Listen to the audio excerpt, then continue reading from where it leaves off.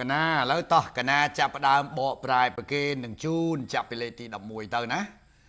លេខ11គេដាក់ថា if you can't write your name put a cross បើសិនជាអ្នកមិនអាចសរសេរឈ្មោះរបស់អ្នកបានទេចូលអ្នកដាក់សញ្ញាខ្វែងអានឹងប្រធានវាយូរឡើយនេះ complex sentence អាហ្នឹងទី12គេដាក់ថា meet me at the crossroads ចូលអ្នកទៅជួបខ្ញុំនៅផ្លូវបំបែកបាទអញ្ចឹងប្រធានវាយូរទៀតហើយ13 This is the crown prince of Ruritania នេះគឺជាព្រះអង្គម្ចាស់នៃប្រទេស Ruritania អញ្ចឹងកណាពិតប្រគេនម្ដងទៀតណា crown prince ស្មើនឹង prince មានន័យថាអង្គសត្រាដែលមិនទាន់បានទទួលការអភិសេកឲ្យឡើងគ្រងរាជ្យទៅជា king ណាលេខ14 He wears a crown on his head គាត់ពាក់មកុដនៅលើក្បាលទី15 They crown the kings of England in Westminster Abbey ពួកគេបំពាក់មកុដឲ្យព្រះរាជារបស់ប្រទេសអង់គ្លេសនៅឯ Westminster Abbey ទី16 I have a crown in my pocket ខ្ញុំមានលុយ2ស៊ីលីង6ផិននៅក្នុងហោប៉ៅ17 I haven't any doubt about the result ខ្ញុំគ្មានចម្ងល់ណាមួយស្ដីអំពីលទ្ធផលឡើយ18 I doubt whether you can do this work ខ្ញុំឆ្ងល់ឬខ្ញុំមិនដឹងថាតើអ្នកអាចធ្វើការងារនេះបានដែរឬក៏អត់19 The boy is a very hard worker ក្មេងប្រុសនេះគឺជាអ្នកធ្វើការងារសកម្មខ្លាំងមែនទែនឬសកម្មខ្លាំងម្នាក់20 You must work hard អ្នកត្រូវតែខំប្រឹងប្រែងធ្វើការងារ21 That firm is a very good one ក្រុមហ៊ុននោះគឺជាក្រុមហ៊ុនដ៏ល្អមួយគេអត់ចង់ដាក់ firm ពីរដងណាគេយក one មកជំនួស one នេះគឺជា indefinite pronoun ជាសព្វនាមមិនច្បាស់លាស់22 He spoke in a firm voice គាត់បាននិយាយដោយសំឡេងម៉ឺងម៉ាត់អញ្ចឹងកណាសូមត្រឡប់ទៅកាន់លេខ11វិញកណាចង់ពិតប្រកេនថាពាក្យ trade នេះបើនិយាយពី part of speech របស់វាគឺជា noun ណាដោយសារវានៅពីក្រោយឲ្យត្រូវធ្វើជា object របស់ put ចំណែក crossroad នេះវាជា compound noun អាហ្នឹងមិនពិបាកសង្ស័យទេហើយ this is the crown prince បាទ crown កន្លែងនេះ trade វាទៅជា adjective ហើយព្រោះវាត្រូវបំពេញន័យទៅឲ្យអីគេទៅឲ្យ print ចំណែក crown នេះអាហ្នឹងវាជា noun ដោយសារវានៅពីក្រោយបូកចូលនេះចេញ noun phrase ត្រូវធ្វើ object ចំណែក crown នេះជា verb ដោយសារអី crown នេះដោយសារតែវាបកស្រាយពីអំពើរបស់ដីរបស់ប្រធានណា have a crown នឹង compound noun ទៅ have any doubt អាហ្នឹងក៏ជា noun ដែរព្រោះនៅពីក្រោយ any doubt អានេះជា verb ណាវាជា final verb បាទហើយ hard កាលណានៅពីមុខ noun អញ្ចឹង hard ដើរតួជា adjective គាត់តែយើងត្រូវដឹងថា adjective ស្អីគេនៅពេលដែលយើងរៀន adjective យើងត្រូវដឹងហើយ hard នៅខាងក្រោមនេះលេខ20នេះនៅពីក្រោយ verb hard នឹងដើរតួជា adverb ណា adverb of manner អញ្ចឹងទៅThat firm បាទ firm នេះជា subject អញ្ចឹងវាជា noun បាទចំណែកក្រោម he spoke in a firm voice អញ្ចឹង firm នៅពីមុខ voice អញ្ចឹង firm នឹងទៅជាគុណនាមអញ្ចឹងយើងប្រែថាមើងម៉ាត់នឹងជាផលប្រយោជន៍នៃការស្គាល់ part of speech ហើយបើសិនជាញាតិញោមអត់ដឹង part of speech ទេអានឹងវាជារឿងមួយលំបាកបន្តិចក្នុងការបកប្រែនិយាយទៅអ្នកដែលគាត់អាចបានរៀន grammar ក៏តែងតែសួរថាលោកគ្រូឬក៏ពូឬក៏បងធ្វើម៉េចបានយើងដឹងថាអានឹងដើរតួជាស្អីហើយម៉េចបានដឹងថាយើងបកពីអាណាអញ្ចឹងយើងអត់ដឹងទេដល់ពេលអញ្ចឹងយើងពិបាកមែនតើណាហ្នឹងពិបាកមែនតើហ្នឹងហើយឥឡូវកណាសុំបកបន្តពីលេខ23ទៅហ្នឹងហើយបក23ទៅទៀតចាំយើងវែកញែកសល់ប៉ុន្មានយើងញែកបដាយើងបកបដាបានស្រួលតោះ23 The fly walk over the table and then begin to fly around the room អានេះ noun ប្រែរុយបានដើរនៅលើតុបាទហើយបន្ទាប់មកបានចាប់ផ្ដើមហើរជុំវិញបន្ទប់to fly អានឹងវាជា verb ណាលេខ24 in book 3នៅក្នុងសភៅ book 3 I will tell you a story of King Arthur and the Knight of the Round Tables នៅ book 3ខ្ញុំនឹងប្រាប់អ្នកនៅរឿងរ៉ាវស្ដីអំពីស្ដេច Arthur និងទាហានលួងនៃតុកមូលអានឹងមានន័យថាជាក្រុមទាហានដែលស្ដេចគាត់បង្កើតឡើងនៅសភៅ book 3យើងហ្នឹងទី25ណា The pond is roundអានេះប្រែថាបឹងឬក៏ត្រពាំងមានរាងមូលទី26 The plane flew round the aerodrome យន្តហោះហោះជុំវិញប្រលានយន្តហោះឬអាកាសយានដ្ឋានណា27 Turn round and look at this picture ចូលឯងងាកក្រោយហើយក្រឡេកមើលរូបភាពនេះ mà phơi bầm bay I like to work in my garden ខ្ញុំចូលចិត្តធ្វើការនៅក្នុងចម្ការនៅក្នុងសួនរបស់ខ្ញុំ I do a lot of work there ខ្ញុំធ្វើការងារជាច្រើននៅទីនោះ29 got a hammer and hammer in these nail ចូលឯងទៅយកញញួរហើយដំបើនេះហើយចូលឯងដំណាដំដៃគោទាំងអស់នេះចូលទៅក្នុងទៅទី30 he aimed a kick at the dog គាត់ប៉ងធាក់ឆ្កែ but the dog was too quick ក៏ប៉ុន្តែឆ្កែរហ័សពេក31 don't kick the dog said John John បាននិយាយថាកុំធាក់ឆ្កែ32 the ship has just come to land កប៉ាល់ទើបតែបានចូលចត33 the passengers are going to land at Dover អ្នកដំណើរនឹងឡើងពីកប៉ាល់នៅឯកំពង់ផែ Dover 34 there are land safe and water safe Shakespeare Merchant of Venice គាត់អ្នកទៅសេប្រយោគហ្នឹងបើបកន័យត្រង់ប្រែមកថាម៉េចមានចៅគោកនិងចៅទឹកប៉ុន្តែខ្ញុំកណាសូមបកប្រែកាច់ថាបើសិនជាខ្មោចស្រុកមិនឲ្យដៃខ្មោចព្រៃវាមិនហ៊ានទេឬអាចប្រែថាដង្កូវចេញពីស្មងឯងសូមប្រែអញ្ចឹង35 Give me a drink of water សូមទឹកមួយកែវ36 I am going to water the garden it is very dry ខ្ញុំនឹងស្រោចសួនវាស្ងួតខ្លាំងណាស់ទី37ណា lift the desk nearer the fire ចូលឯងលើកតុនេះដាក់ទៅឲ្យជិតភ្លើងបន្តិចឬជិតឡបន្តិច38 I came up in the lift ខ្ញុំឡើងមកខាងលើនៅក្នុងជណ្ដើរយោង lift ទី39ណា March is the third month of the year May is the fifth មិនិនាគឺជាខែទី3នៃឆ្នាំឧសភាគឺជាខែទី5ទី40 March winds April shower ខែមិនិនាខ្យល់ធ្លាក់ខែមេសាភ្លៀងធ្លាក់ will bring May flower សូមឲ្យខែឧសភានាំមកនៅផ្កាសូមឲ្យផ្ការីកនៅខែឧសភាអានឹង all rhymes ចុងជួនចាស់នៅក្នុងកំណាព្យលេខ41 we watch the army march through the town យើងបានមើលកងទ័ពធ្វើដំណើរព្យុហយាត្រាកាត់តាមទីក្រុងដើរជាក្បួនណា42 the band play a quick march ក្រុមភ្លេងបានដើរលេងភ្លេងយ៉ាងលឿន43 I may be able to come and see you soon ខ្ញុំប្រហែលជាអាចមកលេងឯងឬមកជួបឯងក្នុងពេលឆាប់ៗនេះ maybe ប្រហែលណាលេខ44 I saw the flower in Covent Garden Market ខ្ញុំបានឃើញផ្កានៅក្នុងទីផ្សារ Covent Garden 45 It is a market day today វាគឺជាថ្ងៃលក់ដូរថ្ងៃនេះគុណនាមប្រែលក់ដូរណា46 They make cotton good in Lancashire and market them all over the world ពួកគេផលិតទំនិញធ្វើពីកប្បាសនៅស្រុក Lancashire ហើយលក់ពួកវាទូទាំងពិភពលោក47 I have some paint some canvas and some paint brushes ខ្ញុំមានថ្នាំមួយចំនួនក្រណាត់មួយចំនួននិងជក់លាបថ្នាំមួយចំនួន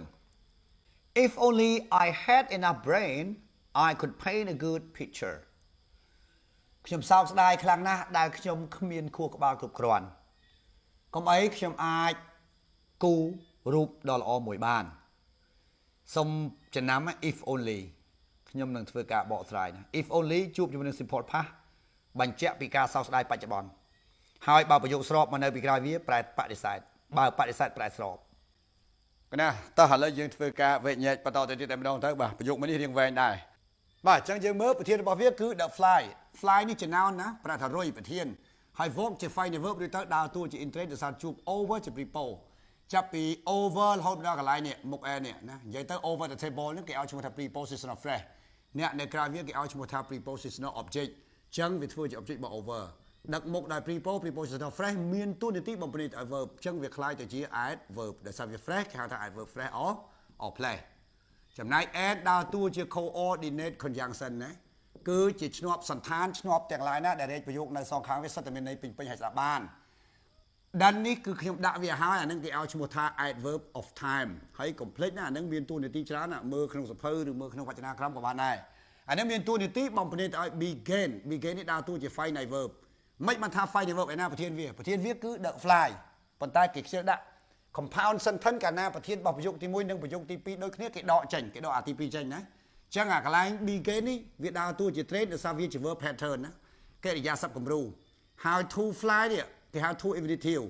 to infinitive ទាំង line ណាដែលមកនៅពីក្រោយ verb pattern វាខ្លាចជា verb ball noun អញ្ចឹងយើងចាប់ទៅ to infinitive ទៅក្រោយគេឲ្យឈ្មោះថា to infinitive phrase វាខ្លាយទៅជា noun phrase ហើយធ្វើជាអីគេធ្វើជា object របស់ពាក្យថា begin ហើយ to infinitive ដើរតួជា non finite រួច in train ដែលស្អីវាជួបជាមួយ round ជា prepo ចាប់ពី prepo ទីក្រោយគេហៅ prepositional phrase អ្នកនៅក្រៅ prepo នេះគេឲ្យឈ្មោះថា prepositional object អញ្ចឹងវាធ្វើជា object របស់ round អញ្ចឹង prepositional phrase នេះមានតួនាទីបំពេញទៅឲ្យ fly ខ្លាយទៅជាអីគេ adverb ដែលសារវា phrase adverb phrase or place ណាបាទហើយជុំវិញកតបអញ្ចឹងរួចប្រយោគទី1ណាណាឥឡូវតោះយើងចូលទៅកាន់ប្រយោគទី2គេដាក់ថា in book 3 I will tell you the story of King Arthur and the Knight of the Round Table នៅ book 3ខ្ញុំនឹងប្រាប់អ្នកទាំងអស់គ្នានៅរឿងរ៉ាវរបស់ស្ដេច Arthur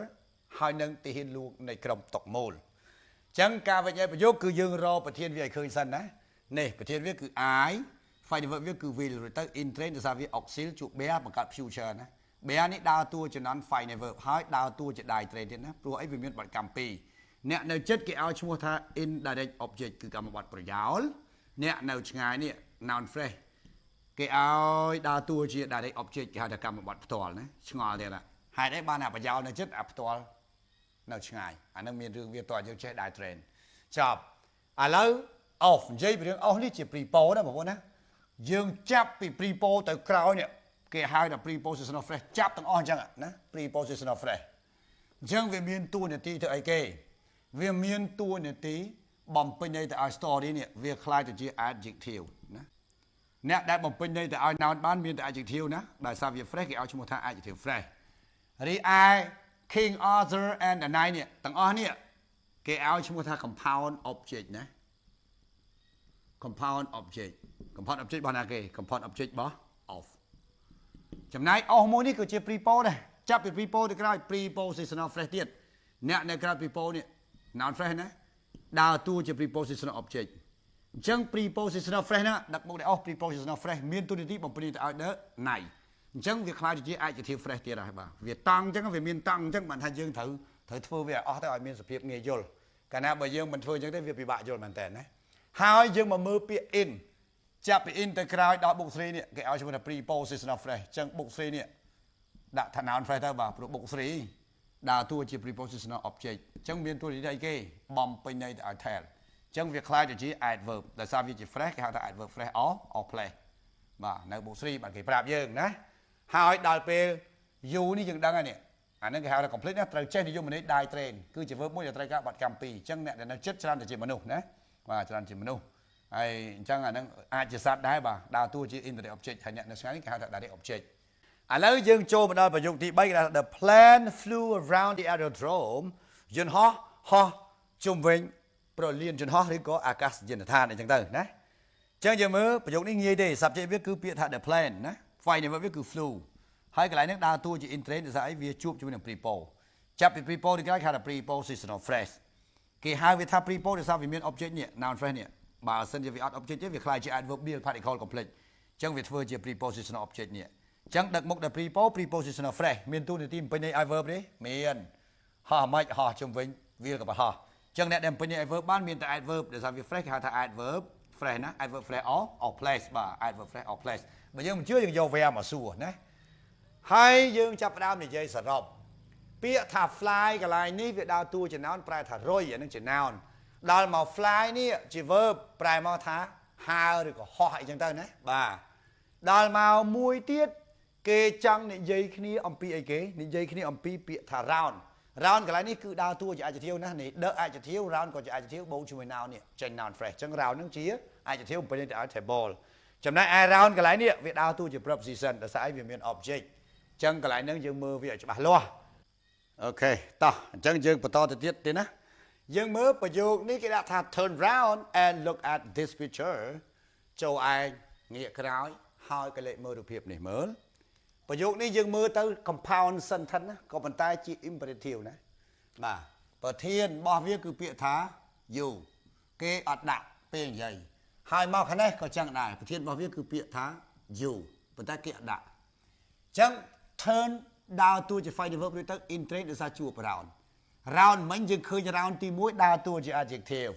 កន្លែង round table ណា adjective ដល់ទៅពេលស្អីគេ round the aerodrome មិញ round ដើរតួជា people ប៉ុន្តែ round កន្លែងនេះអត់មាន object ទេអញ្ចឹងវាคล้ายទៅជា adverbial particle ណាអ្វីដែលយើងមើលឃើញថាវាជា people ពេលដែលអត់មាន object វាคล้ายទៅជា adverbial particle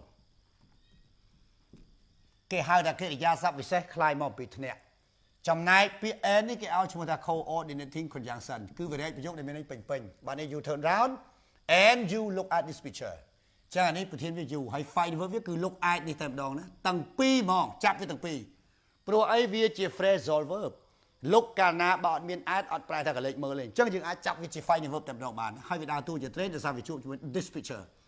this ជួបជាមួយ noun ដើរតួជា demonstrative adjective ណាគេហៅថាគុណនាមចង្អុលបង្ហាញចឹង adjective បូកជាមួយ noun បាន noun phrase ទៅសេកាត់ចាប់ក្រោយទៅបាទហើយវាធ្វើជា object របស់នេះប្រយោគហ្នឹងគេចង់បានពាក្យ round នេះដើរតួជា adverb នៅពេលដែលអ្វីដែលមានរូបរាងដូច preposition ហើយអត់ object ខ្លាចជា adverbial particle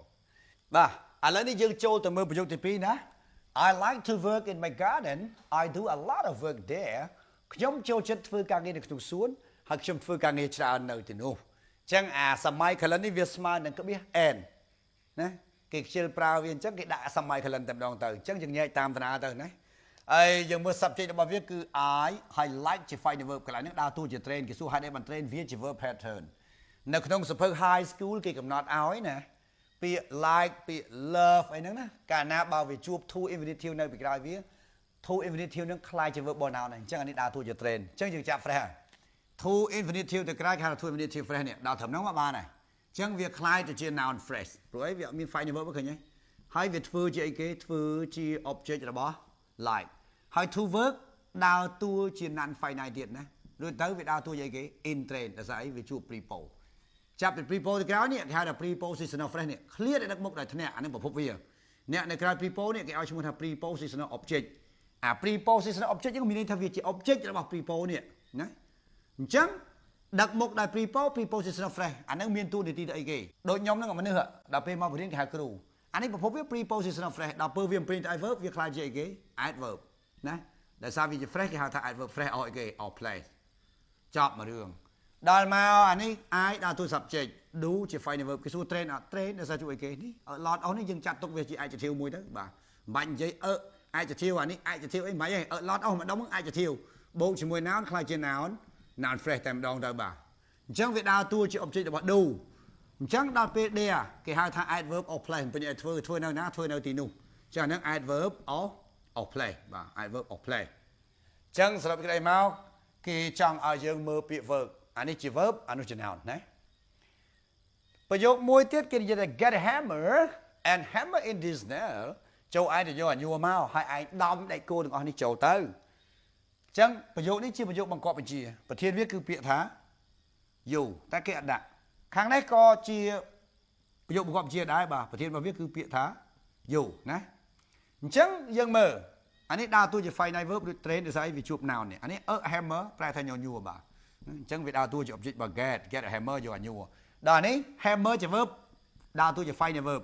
ហើយ in train ណាអានេះប្រែថាដំហើយ in train ដោយសារជួប in ចាប់ពី in ទៅក្រោយគេហៅ prepositional phrase អ្នកនៅក្រៅ prepo គេហៅថា prepositional object អញ្ចឹងវាធ្វើជា object of prepo ហ្នឹងអញ្ចឹងដឹកមុខដោយ in គេហៅ prepositional phrase មានតួនាទីបំពេញន័យទៅឲ្យដំកិច្ចសព្ទអញ្ចឹងអ្នកដែលបំពេញ verb បានមានតែ adverb ដោយសារវា phrase គេហៅថា adverb ដោយសារវា phrase adverb phrase អីគេ this nail adverb phrase of play បាទដំបញ្ចូលបាទអញ្ចឹងទៅបាទហើយមួយទៀត he aimed a kick at the dog គាត់ពងធាក់ឆ្កែ but the dog was too quick ប៉ុន្តែឆ្កែវារហ័សពេកលឿនពេក anh ấy có chỉ compound sentenceប៉ុន្តែអានេះធម្មតាតោះ he ជា subject em ជា final verb ដូចទៅ train ដែលស្អីគេវាជួបជាមួយនឹង kick នេះហើយវាដើរតួជា object របស់ em ណាអាកន្លែងនេះរៀងគៀកនេះបន្តិចមើលទៅយ៉ាត់ច្រឡំគ្នា he em បាទ add ជា preposition នេះក្រៅ prepositional phrase នេះនេះអ្នកនៅក្រៅ preposition គឺ prepositional object អញ្ចឹងវាធ្វើជា object របស់ add ហើយវាបំពេញន័យទៅឲ្យណាគេបំពេញន័យឲ្យ em អញ្ចឹងបើន័យថា em add em a kick add ណាគេ add ឆ្កែណាអញ្ចឹងមានន័យថាកន្លែងហ្នឹងវាអត់អាចបំពេញន័យបានទេកន្លែងហ្នឹងណាព្រោះ em add អញ្ចឹងទុកវានៅតែជា prepositional phrase ធម្មតាណាបាទទៅសេថា prepositional phrase ទៅចំណែកបាត់នេះក៏ដើរតួជា co-conjunction បានន័យ coordinating conjunction រែកប្រយោគដែលមានន័យពេញ the dog នេះជា subject final verb វា was ដូចទៅ in train ដោយសារវាទៅជា linking ព្រោះជួប adjective អញ្ចឹង adjective មានតួនាទី complement ឲ្យ was complement ឲ្យ the dog ជា subject មកចំណែក to ជា adverb degree ពេញឲ្យ quick ណាអញ្ចឹងយើងដាក់ថា adverb of degree អូខេអញ្ចឹងសង្ឃឹមថាដេចគុណជុលទី1គេចង់និយាយថាkick កន្លែងនេះវាដើរតួជា noun ណាគេសម្ដៅទៅលើពាក្យ kick វាជាពាក្យ trait ប៉ុន្តែនៅក្នុងប្រយោគមួយទៀតនោះ kick ជា verb